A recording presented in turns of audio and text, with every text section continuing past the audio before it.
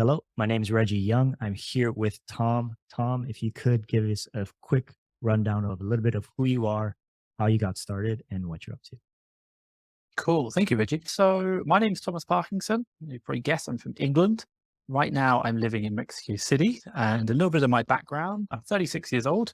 And for the last, I think, 6 years, don't quote me, I've been, should we say, traveling, Vietnam, Thailand, all around the world. Right now, Mexico, of course. But in addition to that, I'm an Amazon seller, particularly the arbitrage space. So reselling products buying on Walmart, selling them on Amazon. About 5 years ago, I started in the UK, been running that. And today, that business is doing last 12 months revenue about 3.5 million. 3 years ago, I started Fast Track FBA, which is a service company, which we teach people how to do arbitrage or like reselling, flipping products. So we do leads, we do courses about how to sell, we do VAs that we do as well. So that we do some software products as well. They're quite nichey. And then in addition to that, about a year ago, I started selling in the USA doing exactly the same model.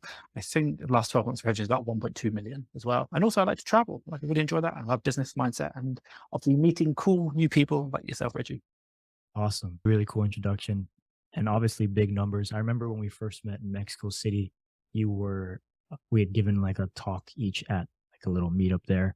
And you had just launched in the US. And I think you literally had just launched, right? So I think it's really cool. You took your success in one marketplace and immediately brought it to another marketplace and then reached seven figures in it. So very impressive there. Thank you. I want to talk about is right now like the business model. So if you could explain maybe what it is, the overall business model and how someone can get started or just like general advice on. Cool. So at a very fundamental level, what we do is we find the products. We do what's known as RA is kind of retail arbitrage, which is where you go in store. We do what's known as online arbitrage, where you go online. So instead of going into Walmart in store, we'd actually go online to Walmart. So we'll basically go online to Walmart and we'll find a product. I don't know, anything. It could be like a fan, some vitamin pills, doesn't matter. We'll find them for one price and then we'll check what those prices are on Amazon. And also we're looking for a difference. Generally, we're looking for the price to be roughly double what it is in Amazon. So buy something for $10 in Walmart, resell it for double in Amazon. From that, we'll probably, say, turn $2-3 profit after all fees and taxes and everything else, expenses. And we can do that entire model online. So at the fundamental level, we find a product online for half the price it is in Amazon. We buy it, we ship it to a prep center or a warehouse that we pay a third-party service for. I don't own it. We pay a fee to them to receive it, inspect it, consolidate it with other packages, ship it into Amazon. Amazon, through the FBA program, store it in their warehouses and put it onto their website, and then they'll sell it at $20. They'll take out their fee. We'll then obviously get about $13 left. And that's it. And then the idea is that we're going to be able to keep the $3 difference after all our costs, for example, the VAs, prep centers, et cetera, et cetera. The model's simple. Find products. And then once you found those products, what all you're going to do is just then, expand and keep scaling that. Find more and more products across different suppliers, Walmart, Target, Sears, for example. And the good thing about doing it online is you can use labor in other countries. For example, I have right now for about 75 staff across the Philippines who are doing half of which do the Amazon business, and half of which do the service company. But that's it. We just keep scaling it up. We have people who find the products, people who review them and buy them, and then people who do administration. Really three core roles, and we scaled that up to just shy of probably maybe $5 million in sales across two marketplaces. Excellent. And would you say like one of the benefits of retail arbitrage is that you don't have to pay for any upfront cost of inventory? Would you say that's like probably one of the Not really. biggest? So we do pay for it. We have to invest the money first because we're buying it from Walmart, shipping it to the warehouse, and then we ship it to Amazon, hold it in Amazon warehouses, wait for it to sell, and then it will sell. The model you're talking about would be more drop shipping, whereby we look at Walmart, the price, say for example, $10, and then we list it on Amazon. And when it sells on Amazon, then we go to Walmart, we buy it, and we ship it directly to the Amazon customer. You can do that, but it's technically against Amazon's terms of service because their drop shipping model says that you cannot ship anything to the customer with any other brand name other than our own, or should say supplier name. So if the documentation that gets to the customer has Walmart and obviously the price, the customer's going to be a bit annoyed, and that puts Amazon's customers annoyed, and that puts our account at risk and probably lose the business. And so we do invest the money quite a lot, but it definitely scales and it definitely works. And I really like the model.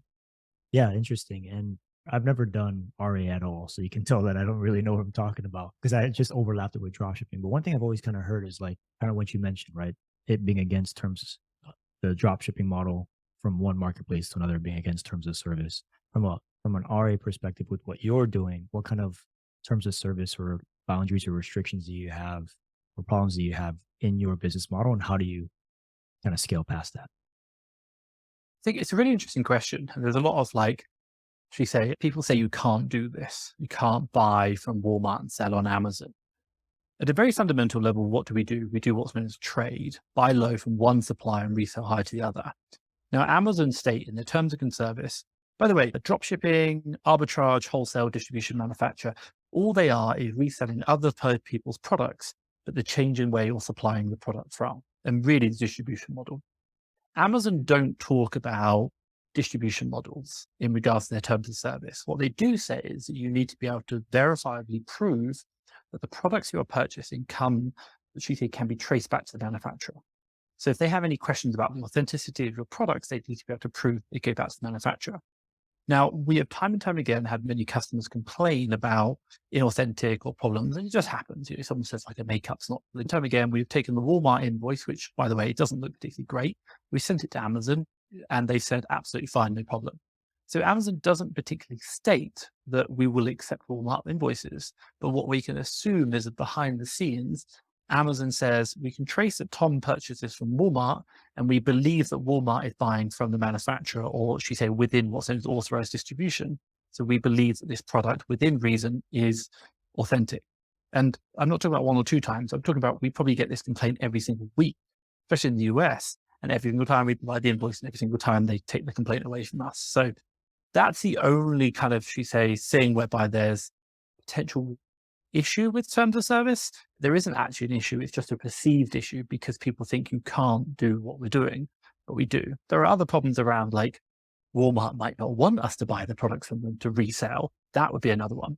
But it's definitely not like there's no issues with Amazon terms of service, so long as we're selling legitimate products. A good example of the inverse of that would be buying products from eBay to sell on Walmart or sell on Amazon, and the eBay products being fakes because we're not buying the legitimate resale. It might be someone who's buying them from China, for example, and they're not legitimate things. You do have those problems, but we just stay well clear of those, and we stay at work with generally big box stores, brands that people know of, and Amazon accepts the invoices. Why? Because we want to make sure we maintain our Amazon selling account at all times and not risk that for, a fast buck. Excellent.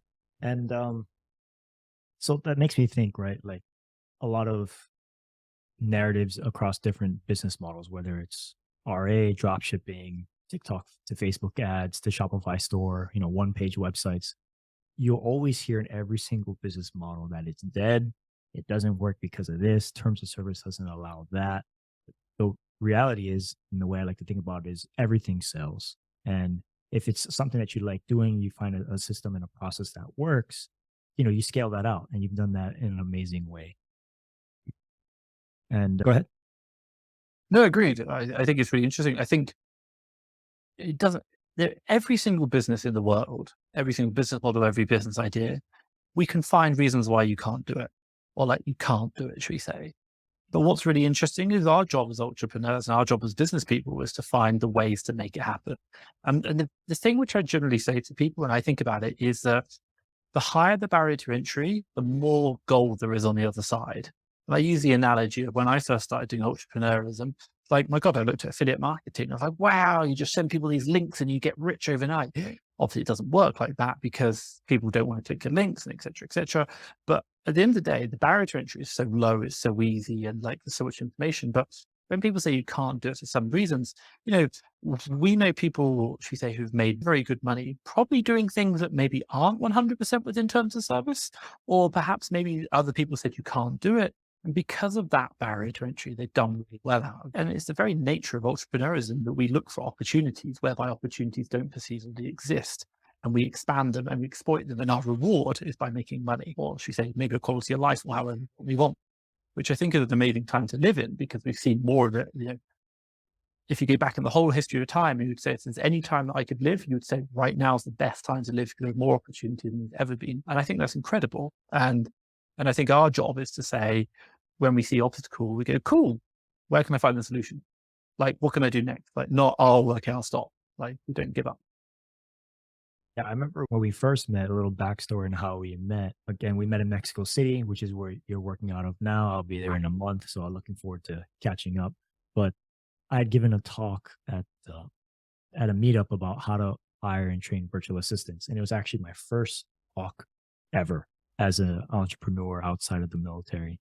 And I was super nervous, and it was in like in a small little cafe type of thing. And it was right after one of my friends, Dino, who I helped hire a virtual assistant, and I've helped like a few people at that point hire, and people were like, "Hey, you can charge like a good amount of money for this." And I was like, "Good." I was like, maybe I'll start like doing like a little personal brand and helping people here because I've learned a lot throughout this process. And so I gave the talk. It was a great time. I enjoyed the talk. I learned a lot about the talk. I learned a lot about it now. Like literally, I was on a podcast before this and one yesterday, and I'm still trying to get better at it. I have this problem of not looking at the camera when I talk. For me personally, it's too much input. I start to like lose my train of thought. Anytime I talk to anyone, I'm always kind of like staring off to the side, not really paying attention, but it really helps me focus. So I'm trying to like work on the appearance and be like, here I am staring at the camera while I talk to you, but kind of slowly trying to get better over time, forcing it to work and finding ways to make it work. But so we didn't meet at that talk. You said you want to go to it, but the next day we're at WeWork. I never met you before, right? And we're both part of a mastermind community. And I think you just shot a message and you were like, oh, that's really cool. Like, how's the talk, this and that. I'm at WeWork too. I'm like, oh, really? And then we like, turn around and I'm like, hey, nice to meet you, man. And then we're talking and I'm like, yeah, so here's like my system, here's what I'm using. And then you like, yeah, I've got like, I forget how much you had at that time. It was like, I think it was definitely less than you have now, but significantly more than I had. And I was like, whoa, like probably should have been the one giving the talk. So one, I thought that was just a fun story about how we met. And then after that, we went right to lunch. And we were like, which I love that we were, right? When you're traveling, make money in your own time. We just take lunch whenever we want. We set our own schedule. We go downstairs. You already know a cool cafe or like restaurant nearby, and we're just talking business, which I love, like talking business. So I really loved that. And then specifically, I loved kind of hearing your story about how you started off in management and kind of like got to where you are now. And then afterwards, we come back, you show me your website and you kind of start showing me the software that you were like kind of building out, learning how to code for yourself. And so if you could maybe speak a little bit about the software that you're using right now in your team and how you're leveraging that in your current business model. Yeah, it's really interesting. When I first started, oh my God, this is a long journey. When I first started, we realized we're doing like analysis. So we're looking at products online versus Amazon and we're using API connections. And I started off using little tools and Google Sheets and it became a nightmare. And then I'm an electronic engineer by trade, but I failed my degree. So I'm not very good, but I have conceptual ideas and I understand that. So I realized that Excel spreadsheets are just not really quick enough for what we need. And then I learned about databases. I kind of knew what they were, but I knew that they were the solution I needed to do. So I spent like 3 years learning to code in PHP, MySQL, do to AWS, like figure out how to do all that. Then we created some software and I created a system whereby I could kind of find deals online, Amazon, Walmart to Amazon, should we say. And then I had VAs that are going to analyze them. And I realized that the software wasn't very good. It wasn't the most reliable. I'm not the best software developer. I just hack stuff together. Entrepreneur, yeah, works, doesn't matter, move on, next one. So what did we do? We basically said, I can't sell the software, but I could sell the results of the software. So I filtered it through VAs and then we created another bit of software whereby we sold the information. So I developed that and that was really useful. Like we just kept, like every day you have like 20 to 100 different products that you could buy for half the price. You could resell them on Amazon for pretty much. We showed all the information, all the lots of different API connections.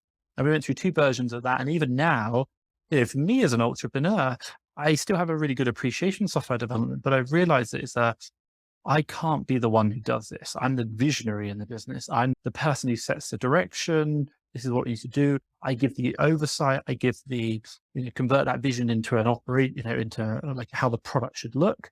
And so we've now gone out the process of, hiring a software team. We now have 9 software developers and 2 QA testers. So we're building out lots of different bits of software to support our sellers, but also supporting my own business as well. And that's been a challenge in itself. And developing teams and doing software and they know way more than I do because I used to know everything about my business. Now I have to talk conceptually rather than specifically. and we have to talk about outcomes rather than processes because I don't understand software processes to the level they do. And then also I have to try and convert how my outcome might be considered in a process format, and they might change their processes. Really, that background in software development has been really key to help me do it. But also, I think at a very fundamental level, if you think about entrepreneurialism, if you think about business ownership, like our job is to take advantage of leverage. At the end of the day, we have a dream, we have a vision, we're going somewhere, and we can do it ourselves, and it might take 50 years. But if we can leverage other people's time, other people's money, other people's networks, other people's, computer systems, like there's so many different forms of leverage that we can combine that together to turn that 50 years into 5 years down into 5 months. And it's our ability as entrepreneurs, or should I say business owners, operators, to convert that vision into a reality and then build a team around us which can bring it into life through the form of leverage. And for me, when I look at like software, was about not only is it going to help my own business internally, but we can help external customers. And I remember listening to a lot of things where, like, if you hear about people who work in Google, they were like, Google's amazing, but the internal tools aren't as amazing as you might think they were. Like some of them are a bit rubbish. And it's like, why? Because they spend all the money on the customer facing stuff. And I'm like, why do they do that? They do that because there's value in it. And also as well, it helps. I think the founders talk about like try and solve 1,000,000 people's problems. If you can't solve 1,000,000 people's problems, it's not worth doing. The internal problems aren't 1,000,000. The external people's problems are. And I'm like, right. So when we build this software, let's not focus just on us. Let's focus on the customers. Let's build that team out. And I'm always thinking about, we do it with entrepreneurs. I would love to build this out. Like, great, cool. It's like a 2-month project. Like, no, think about the long term. What value does this bring to other people? And also, what's the long-term vision of this? And I mean, now something about like, they help 1,000,000 people. Well, you might not help 1,000,000 people, but if it's going to help 100 or 10,000, go for the 10,000. And that's about mindset thinking, long-term vision thinking, using leverage. But I think also as well, if you look at a lot of successful people in the space, a lot of them have had a lot of, should we say, exposure. And I'm saying they're experts, so they've had exposure to software development. They understand the concepts of it. Like I've done a lot around software development life cycles, process logic driven. And my God, when we write SOPs, I'm literally going through a bloody, like a if this then that formula, like nonstop. I'm doing some work on Amazon repricing right now, and my team member who's doing it all, she's like, stop talking, go through the flow.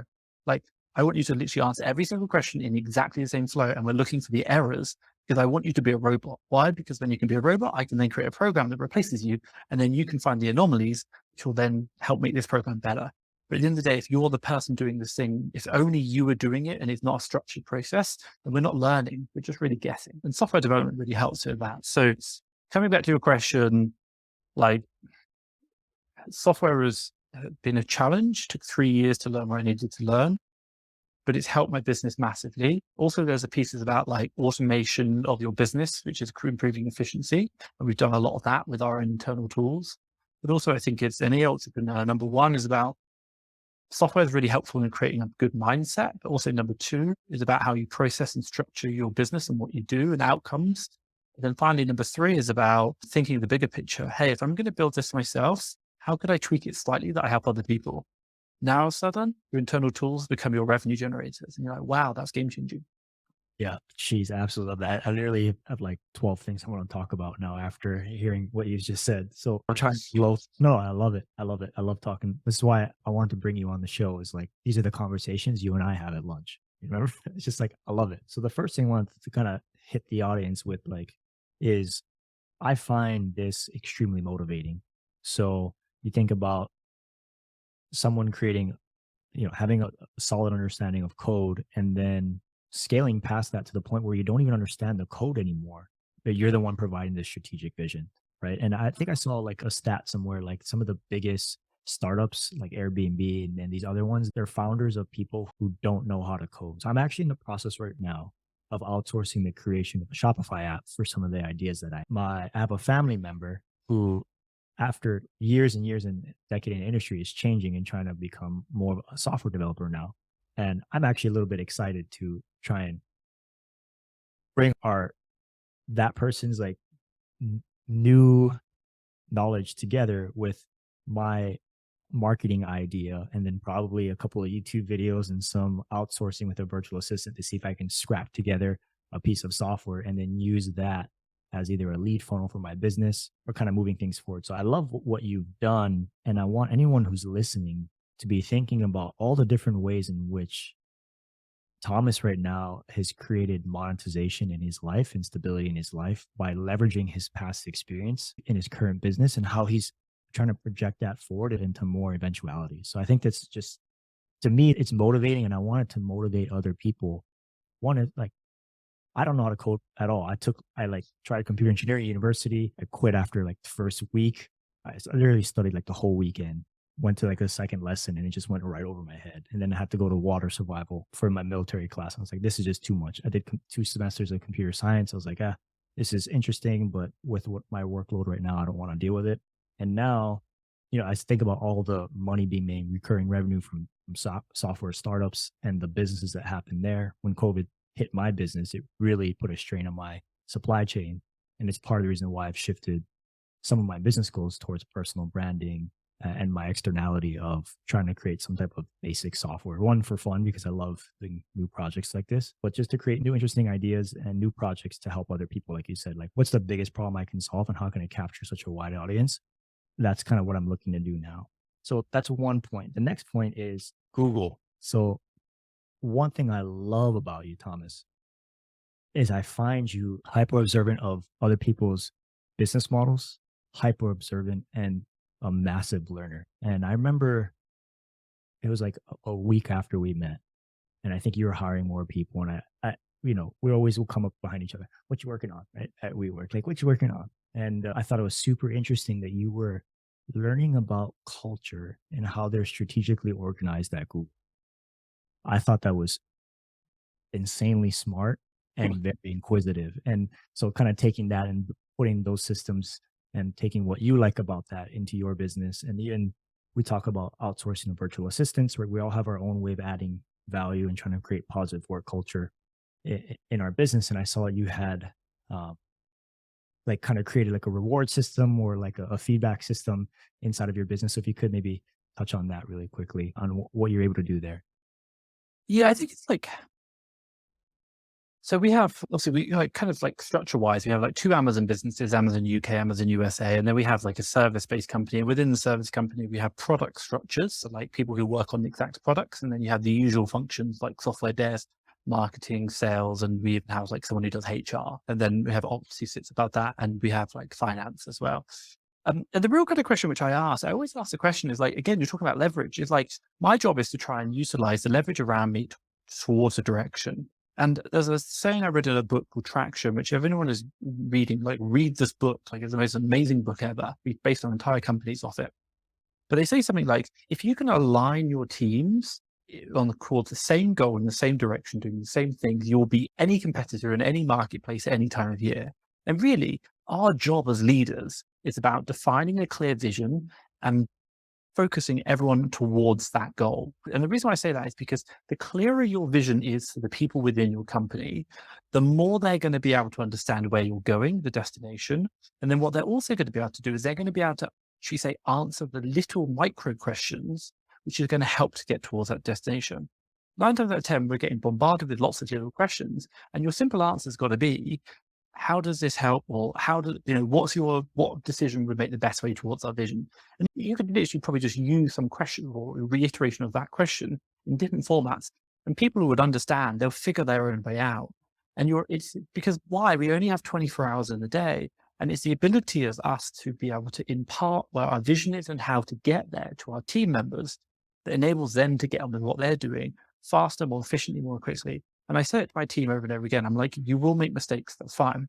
But so long as when you make those mistakes and we question them, you can justify why you made that decision that later turned out to be a mistake towards that goal, fine, absolutely don't mind. I'm not here to micromanage you, nor do I ever want to. I want autonomy, I want results, and the results are towards that. And my goal is to define the vision, break it down into measurables, and then break it down into quarter measurables, and say, hey, everyone, let's move towards this. And my strategic objectives within my team is to look for examples whereby my team are taking that, should they focus towards the grander vision, making decisions on their own, and to show a spotlight on it. So I'll literally take like this person today, they did this decision, it caused this action, which is helping us towards this, vision and purpose, vision, mission, and values. It's the vision of where your company's going. Like they did this, it helped us towards this because of this. And I just want everyone to know, I want to put this person on a pedestal. Why? Because I want other people to look at, I'm recognizing that person for using their initiative, getting results across measurables that we're looking at. And like, this is the behavior, and really it's behavior. We want this behavior within our company. We recognize it. What I'm not doing is pointing people failing. I'm highlighting great successes. Why? Because I want everyone else to rise to that level. And I realize that, Tony Robbins talks about it like you get what you tolerate. And for me, it's about, number one, we're looking at the lower baseline and trying to reduce that tolerance. So say people are underperforming, we're holding them accountable. And if they're not right, we'll let them go. But the other one, let's raise the standard. Let's create a higher tolerance. Let's higher the standard. Let's tell our team where we're going. And the advantage of it is that I obviously run two businesses, Amazon UK and USA. And, they're like 40 staff, nearly 5 million US. I run those two companies in 2.5 hours a week. They're so structured, they're so thin, we know exactly where we're going. And by the way, when we talked about the Google thing, is what I really wanted. I built the structures so that what I realized in a service company, that no one cared about the service company. They care about the results the service company can give. That's why we also about user-generated content. That's why we always talk about customer reviews and everything, because they are the results, not the actions. So what I realized was that I can't get people to give me their content and stuff. So why don't I create my own content by my service company doing the results in my own businesses, and then my businesses now become the marketing for the service company, which is exactly how we market. And what's really interesting when we talk about Google is I really wanted what's known as cross-functional teams. I wanted my marketing team to see something in the marketing space and ask my team, do we do this? And if so, can we have some content about it? And they go, yes. And then the marketing team can take it. And even when it's about a product, the product goes to my Amazon team, say, this is the problem my customers are having. How do you solve it? What can we do to improve? And voila. And I wanted to facilitate that communication without me, all towards the end of helping people sell on Amazon to make money. That's it. Yeah, I love That was the goal. the strategic ideas that you have behind that. Because it's like, as business owners, we have to think super high level, because we can't be behind the keyboard making the code, filling the orders. Like, it's just not scalable. So I love, and that again, going back to like, you went all the way from company culture and Google to something is focused of a question of how do you create cross-functional teams that better the business without your input, right? That's the question that you were able to ask yourself and then execute it and manifest it in your own business. So these are the things that I think every business entrepreneur should be thinking about. They're questions that will that if you reflect on will improve your business over time, and or just make it more like risk adverse and provide more stability, is the way I see it. For me, it's always like, what question am I not asking? And just to ask the question at the end of the day. So I love that all the feedbacks that you have in your business, every time I listen to you, I'm thinking about, oh, there he connected the loop again. Like, I'm always seeing things very visually in my head. And every time I'm like, okay, he did this, then there comes the loop back up into his internal team from the top, from one marketing channel to another. So I really love the way that you think about business and how you operate from such a strategic level. It goes to like, who else is operating that you guys know personally that's in charge of 60 people? Not 60 people who got, and because that person was hired into a certain position, you did that yourself from the ground up. So I think it shows your business acumen from a system standpoint, strategic planning, everything, and it is absolutely amazing. So it's one of the biggest reasons why I want to bring you on the show, and to hopefully motivate people to ask themselves the right questions in their business. So not the last question, but one of the kind of final questions I have here, with you doing multiple projects, right? You have a YouTube channel. When we first started, the YouTube channel was still a hell of a lot bigger than mine. And I think you like passed like 10K subscribers now. You're doing a lot every single day in your business and the other businesses that you have. How important has like productivity been for you? What ideas or daily things are you leveraging to kind of stay on top of all the projects that you want to be working on, and kind of putting all those into action? It's a really interesting question. If I just talk about YouTube, or should we say marketing in general, because you break it down, and YouTube's a really good example. So um, when we looked at YouTube as a channel, first of all, we identified it as a key area within the Amazon arbitrage space that people use to go to. Also, as well, out of all the social media channels, all the marketing channels, YouTube is the one that pays us, and you get long term, like Instagram's very short tail, YouTube's very long tail. Also, as well, Google SEO is a really good strategic position. So the question which I asked myself, first of all, what does good look like on YouTube? So we literally kind of defined it. We said, like, right, we probably want to get 5 videos a week out. 5's quite a lot of work, by the way. So 5 videos a week. And we said, okay, cool. I could probably do 4 videos a week, plus I could do 1 live, because I think the different kind of recorded content plus live content is quite useful. Number 2 is the fact that content should be between 7 and 20 minutes long as a target. It should be well edited. It should be well put together. And a lot of it should be evergreen content, which is how to. Now, my question is, that's a lot of work. How do we do it? So I defined the output. I defined the volumetrics. And by the way, when we looked at that, we looked at other YouTubers and looked at what they were doing. If you look at if you want to be a good person on Instagram, just go find good people on Instagram who are doing really well. And first of all, copy what they do. I have a big thing I say to myself is Tom, literally, I have to say it to myself, stop trying to reinvent the wheel, copy someone else, do exactly what they do, then try and improve that. Because what we try and do is we try and improve upon it before we've copied what they've done. And as a result, we didn't get half the result. So copy someone else. So we're trying to copy other people, seeing exactly the best things. So 4 videos a week and 1 YouTube video. Now, my next question comes is oh my God, I've got 3 companies to run. I've got a lot to do. By the way, my staff in the Philippines, I'm in Mexico City. There's a 12-hour time difference. So it's not particularly easy. It's a lot of early morning, late starts. So the next question came is, how do I deliver this result in the most efficient amount of time? And what we said is, right, I'm going to get one of my team members who does YouTube. They're going to create titles. So they literally create title ideas, SEO research. And we have a half-an-hour meeting once a month, which defined all the titles for the next 4 weeks, 16 videos. We go, yeah, I like that one. I like that one. I like that one. No, change that. And we can just tweak them. So I'm the Amazon seller. Then and also as well, when I go through, I'm going to just shout out 5 bullet points. 5 bullet points are my chapters. And then what I'm going to do is I'm then going to go to my team member is going to go to my Amazon business, and they're going to fill in those bullet points with the content of what we need, the overlays, the screen share, whatever needs to happen, because we create this content. Then what happens is every Wednesday, I literally wake up 6 a.m. in the morning. I have my camera equipment set up, and about 6:30, we start filtering and I say, what's up, Amazon sellers? And we basically budget 30 minutes per video, and I'll literally see what they've done, tagline, chapters, and I'll just record that. There'll be gaps where I'm literally and so now we're going to talk about this, and I want to talk about this point, chapters. So my editors will cut it in. I'll literally spend 30 minutes recording that content, which I'm really happy with already, because it's a good content generated for our business. And within about 2 hours, 2.5 hours, we're done. All I've got to do is shut down the cameras, upload the videos. It goes off to my editors. They edit it all, send it onto the YouTube channel, or upload it to YouTube. The person who wrote it tags it all up and does the stuff, and then creates it all live. And what we're looking at is not only the volumetric output, which I can achieve in the smallest amount of possible time in a regular recurring pattern, habits. My habit is every Wednesday at 6 o'clock in the morning, I wake up and record YouTube videos. That gives me 4 videos a week. I'm done. Monday at 11 o'clock, I do a video, or 10 o'clock, I do a YouTube live for an hour. I connect with my audience, done. And then what we do is we look at the metrics of those videos: click-through rate, watch time, viewers, how search algorithms going. So not only am I doing the output in an efficient amount of time, the people who are responsible for generating the content and also the editing are looking at the metrics of those videos to see how we can improve them. Don't get me wrong, I'm not perfect. I'm not Mr. Beast, but does it serve a purpose? Yeah.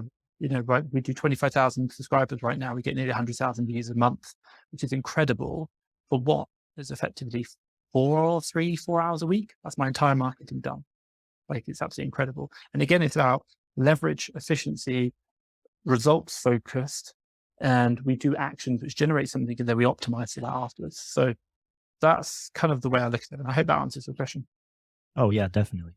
The way I'm trying to sum it up in my head is you input what you need to that makes it work, which is your face on camera, your ideas, your strategic vision, and then you outsource the rest of your team in the most efficient manner possible. So for myself, I've just started this brand, brand creation, personal brand. And I was trying to get to the point where after I'm done with this Zoom, this gets cut up across different types of social media content, posts, etc., affiliate links, if there are any, referrals, all that kind of stuff. So I've had to build out SOPs for that, tag new teachers, some of which have now left to go and pursue college degrees and go and pursue their passion, which I'm super thankful. But the person I had trained on doing my post editing, like a month after I trained them, they're like, "Hey, sir," they've been with me for like a year and a half. Like, "Hey, sir, thank you so much for the opportunity. I'm going to go now and become an engineer." I'm like, "Sweet, congrats, thank you so much, thank you."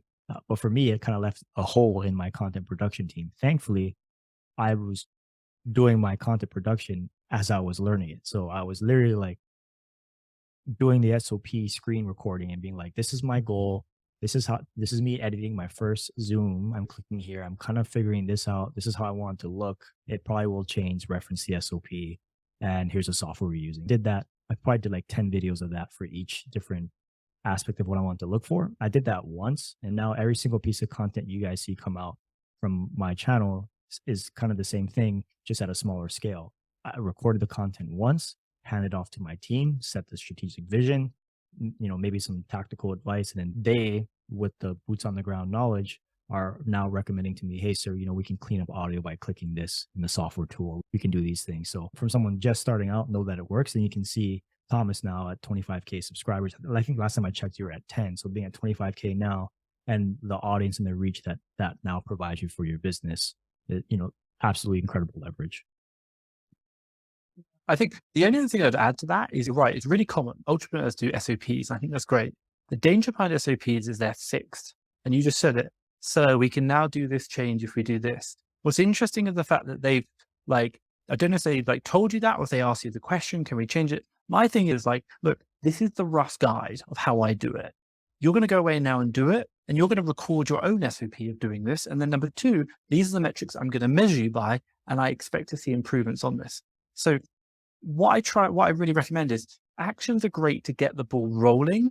But once the ball's rolling, stop talking about, I really don't talk about SOPs. I talk about results. I talk about, I want to see an improvement in that measure there, that click-through rate. What are you going to do about that? And I don't know. Cool. Okay, let's talk about it. How can you find YouTube videos on how to improve click-through rate? What can we do? Let's test. There's variance. What I'm not going to do is update the SOP. I might even ask them to update it. But I'm done. I've just got the ball rolling. Their job now is to make sure that ball's rolling faster. Yeah, love it. Exactly, because it's all about that positive feedback back in. If you're the one constantly updating an SOP, you're doing SOPs wrong, right? So I love that at the end of the day. Okay, so the last thing I want to talk about, I have a note section here, was, yeah, what you up to next. So what are your plans for the future? What are your travel plans? And what, what are you up to? Every time I'm on social media, I'm always seeing you, at some cool place or doing some cool thing. So, what's next for Thomas? It's interesting. This year, I made a real strategic vision that I wanted to travel more. One of my measures of success was to hit platinum status on Marriott Bonvoy hotels. So I've done 52 nights Marriott, which I'm really happy with. I've done 15 nights in Hilton. I've probably traveled an insane number of flights, a crazy amount. But going forward into next year, by the way, I don't just travel for the sake of traveling. I really try and travel for strategic objectives. I want to go meet someone who's doing something really cool in business, and I want to go build that relationship, or I want to go to a great event. So I went to Tony Robbins' event, Business Mastery, in person this year, which was great. I've been to Funnel Hacking Live. I really enjoyed that. I just want to go meet cool people doing cool stuff. Again, it's that lifestyle design and enabling your business to bring that to life. So for me next year, I haven't really planned out too far, and I'm still kind of leave it by air, or should I say, just kind of see how it goes. Strategically speaking, we're looking to start into Germany. So I'd like to try and build another 7-figure company in Germany and doing arbitrage again. We'll continue building Fast Track FBA. We probably won't extend too much. We're just trying to grow the business rather than, should we say, vertically, rather than kind of more products and services. We're not looking to do that. And then the other thing which I really want to do is a very simple one. I want to go to the Philippines for a month. I haven't met my team until before COVID. So I want to go meet them all. I want to do some really good kind of high level meetings with my senior leadership team to define the vision over the next 10 years, 5 years, 1 year, and slash that out. But also as well, it's a beautiful country I'd love to go see. So not too much strategically as well. This year, I challenged myself to learn salsa. Now, dance Cuban salsa. Yeah, I'm really happy with that. But also next year, my strategic vision is to do Spanish. So I've got to learn Spanish. So not just work, but also life, trying to improve things. And I said to my girlfriend and I that we would actually go spend some of my points traveling around Latin America, going to different parts of it, and dancing salsa every weekend. And I thought that'd be like a beautiful way to spend your life, and also to give her like a bit of a thank you to say putting up with me working so much. Yeah, definitely. I love that. So yeah, if anyone's interested, I definitely recommend following Thomas's social media at a minimum just to kind of get inspired and see what kind of lifestyle you can create when you are able to make money on your own terms. So with that, Thomas, if anyone's interested in following you on social media, being a part of Fast Track FBA, learning from you, where can they find you? Fast Track FBA everywhere. FastTrackFBA.com, Fast Track FBA Instagram, Fast Track FBA YouTube, Facebook, TikTok, Twitter, LinkedIn, Fast Track FBA. That's it. I pretty much put it together. I kind of blog talk about my journey. It's not just about Amazon, but also talk about like, traveling points, lifestyle, business mindset as well. Like, I believe we live in an amazing time, and I love to share that. And it's not just about one key thing; it's about having opportunity and taking advantage of it. So yeah, that's get in contact with me that way. Awesome. Fast Track FBA everywhere, and you'll find Thomas. So again, Thomas, thank you so much for being on the show. We appreciate your time, and we'll be in touch, and we'll hopefully have you up on a follow up to see what you're up to next. Thank you very much. Have a good one.